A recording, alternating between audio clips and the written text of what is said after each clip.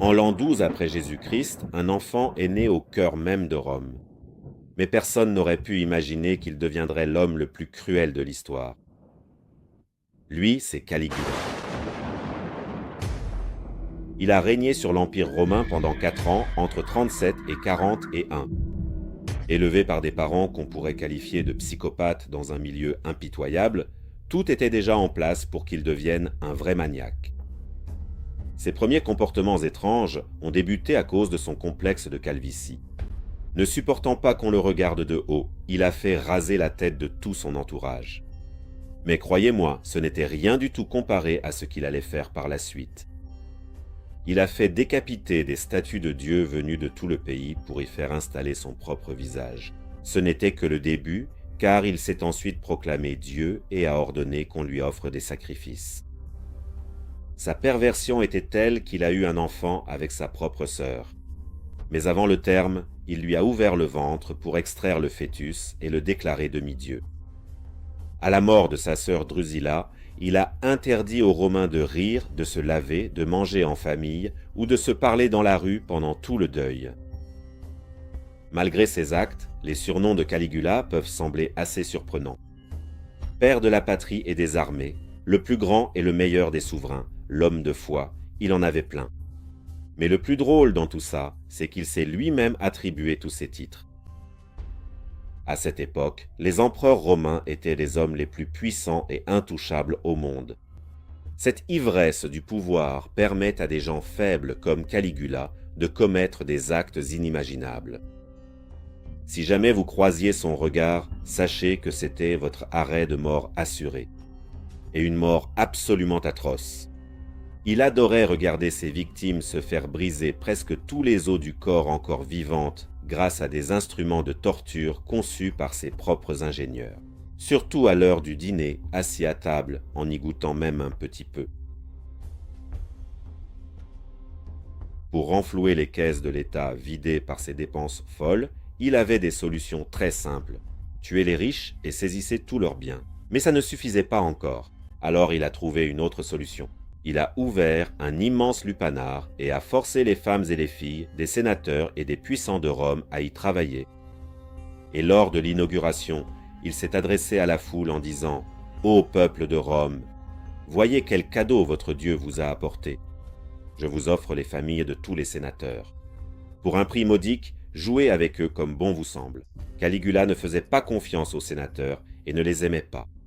C'est pourquoi il voulut nommer son cheval sénateur, un geste qui a beaucoup marqué les esprits à l'époque, et il lui fit même construire un palais somptueux pour l'accueillir. Les historiens romains rapportent d'ailleurs qu'il dormait parfois, voire de temps en temps, avec son cheval, ce qui montre à quel point il y tenait. Il détestait tant les sénateurs qu'il en forçait certains à courir à ses côtés pendant des heures alors qu'il était à cheval, et parfois il les déshabillait pour les travestir en femmes et les faire danser pour son plaisir. Il trouvait les gros particulièrement drôles. Ils étaient toujours ses cibles privilégiées. Il faisait tuer certains sénateurs sans raison, puis les convoquait à des réunions comme s'ils étaient encore en vie. Comme ils ne venaient pas, il répandait la rumeur qu'ils s'étaient suicidés. Caligula aimait les jeux du cirque, mais préférait faire combattre des malades, des vieillards ou des handicapés plutôt que des professionnels, et il organisait parfois des combats entre des dizaines de nains. Les combats d'animaux exotiques comme les lions ou les éléphants étaient très populaires dans les arènes romaines. C'était une distraction pour le public et une preuve de l'immensité de l'Empire. Mais il aimait surtout, par-dessus tout, jeter sans pitié des spectateurs malchanceux en pâture à ces bêtes féroces, uniquement pour le plaisir du spectacle. Quand on lui fit remarquer que le bétail nécessaire pour nourrir les fauves coûtait trop cher, il ordonna alors, sans hésiter, de leur donner à la place des prisonniers pour satisfaire l'appétit féroce de ces animaux et continuer à divertir la foule avide de sensations fortes. Il choisissait lui-même les victimes selon des critères absurdes, comme de tel chauve à tel autre chauve.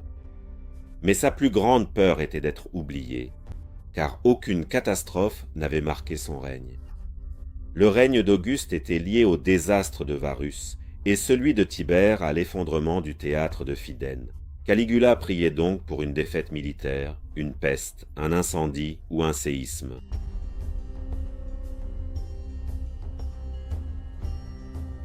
On sait qu'il se déguisait en dieu ou déesse, se promenait en Aphrodite, et qu'en conflit avec Neptune, il fit débarquer ses troupes sur la plage pour ramasser des coquillages en guise de butin. Un jour, il voulut faire exécuter un général nommé Prachus, mais il ne trouva aucun prétexte, car Prachus était un soldat honnête et honorable. Alors Caligula se tourna vers lui et dit « Tu es un homme honnête, Prachus.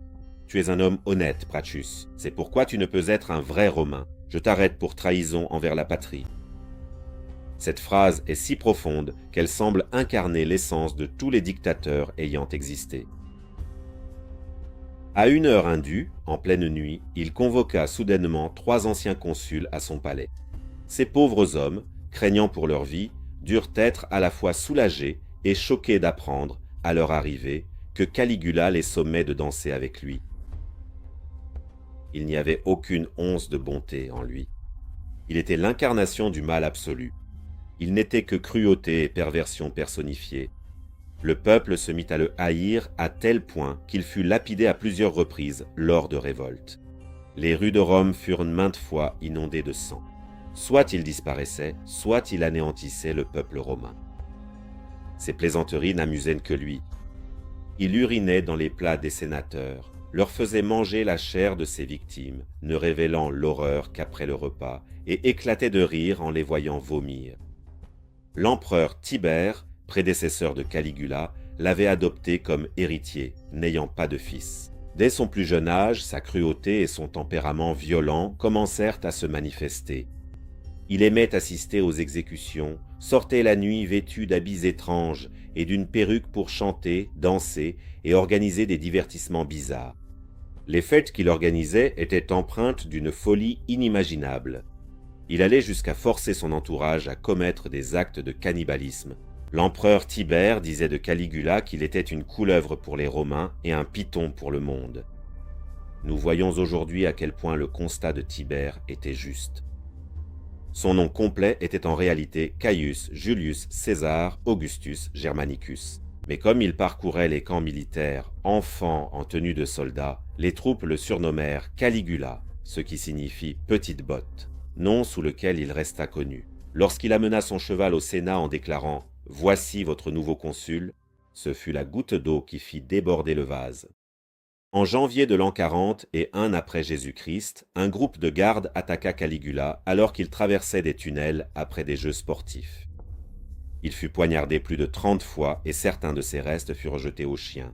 Le reste de sa dépouille fut enterré dans une tombe peu profonde. Sa femme et sa fille furent également poignardées à mort. Après sa mort, le Sénat entreprit de l'effacer de l'histoire romaine, ordonnant la destruction de ses statues et la restauration de la République. Des milliers d'ouvrages ont été écrits sur Caligula jusqu'à ce jour. La plupart des personnages de films d'horreur ont été créés en s'inspirant de lui. Le film le plus célèbre à son sujet est Caligula, réalisé par Tintobras. Pour expliquer toutes ces perversions, historiens et experts pensent qu'il souffrait de divers troubles comme l'épilepsie ou la schizophrénie. La photo que vous voyez à l'écran est une reconstitution du véritable visage de Caligula. Dans ce dessin basé sur les statues érigées en son nom, vous voyez que ses cheveux sont très denses. En fait, cela vient du fait que les peintres et sculpteurs de l'époque, craignant Caligula, le représentaient avec une chevelure abondante. Et soyez-en sûrs, je n'ai pu mentionner qu'un dixième de tout ce qu'il a fait. Car nos lois ne nous permettent pas d'en dire davantage. Pour plus de contenu, vous pouvez vous abonner à ma chaîne et me